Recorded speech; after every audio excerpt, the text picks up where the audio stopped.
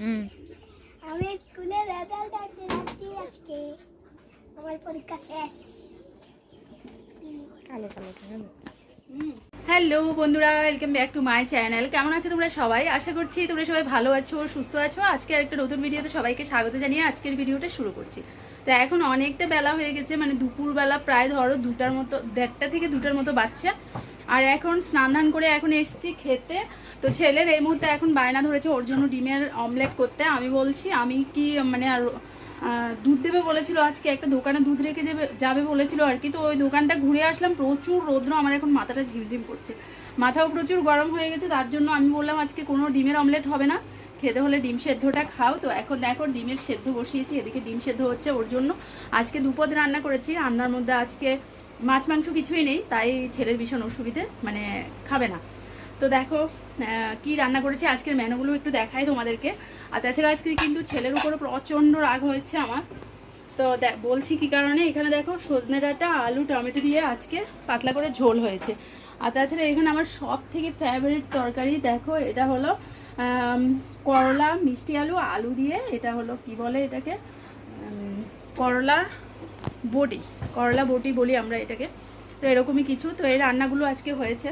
আর ছেলের উপর আজকে ভীষণ মাথা গরম হয়েছে, কারণ আজকে হলো ওর রেজাল্ট দিয়েছে। তো রেজাল্টে ঠিক আছে, ওর তরফ থেকে ও চেষ্টা করেছে, অনেকটাই চেষ্টা করেছে, করেনি বললেও হবে না, অনেকটাই চেষ্টা করেছে। এখন তো জানোই বাচ্চাদের স্কুলে কীরকম পরিমাণে কম্পিটিশন চলছে।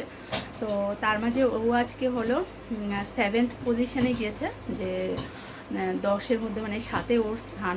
ফার্স্ট সেকেন্ড থার্ড হতে পারেনি। তো তার জন্য আমারও মনটা ভালো নেই, মাথাটা প্রচণ্ড খিটখিটে হয়ে গেছে। আমার ছেলের প্রচণ্ড পরিমাণে দুষ্টুমি, ঠিক আছে, দুষ্টুমি আজকাল এত বেড়ে গেছে যে পড়াশোনাতে ওর কোনো মন নেই, তার জন্যই এই কাজটা হলো।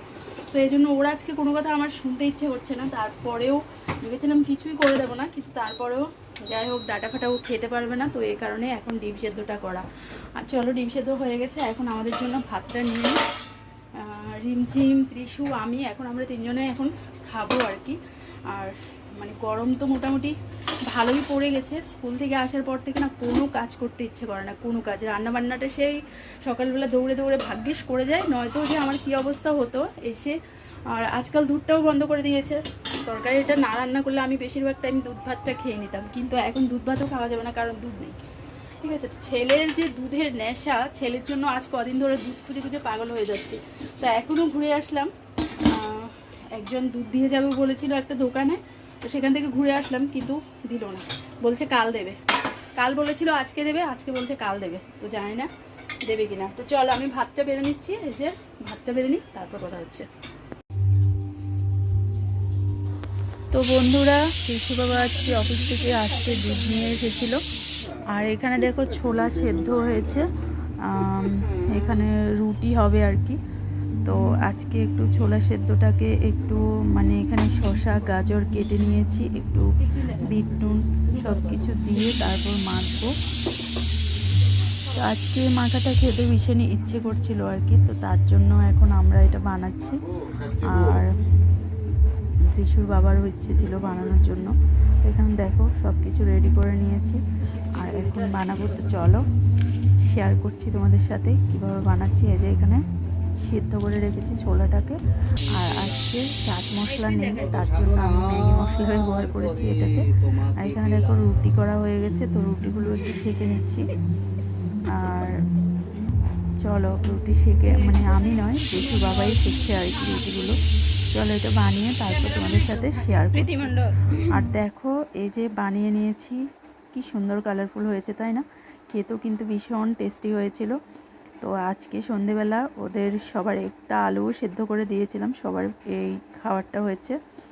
তারপর দেখো আজকে যেহেতু অমাবস্যা, তো আমরা এখন চলে এসেছি একদম আমাদের বাড়ির সামনেই আজকে কালী পুজো হচ্ছে। তো আমি আর ত্রিশু একটু এসে এখানে বসলাম। আর বাড়িতে মানে ত্রিশু বলছে সরি, রিমঝিম আজকে রান্নাটা করছে। তো ওকে রান্নার জন্য সব কিছু জোগাড়জান্তি করে দেখিয়ে তারপর আমি এসে একটু পুজো মানে মণ্ডপের সামনে একটু বসলাম। তো চলো পুজো হয়ে গেলে তারপর বাড়িতে ঢুকে যাব। তো বন্ধুরা পুজো থেকে চলে এসেছি, দেখো আজকে সেখানে প্রসাদে ছিল খিচুড়ি। এখনও পুজো হয়নি, কিন্তু মাঝপথে এত লোকজন জমে গেছে, তো তার জন্য সবাইকে প্রসাদ হিসেবে খিচুড়ি দিয়ে দিল।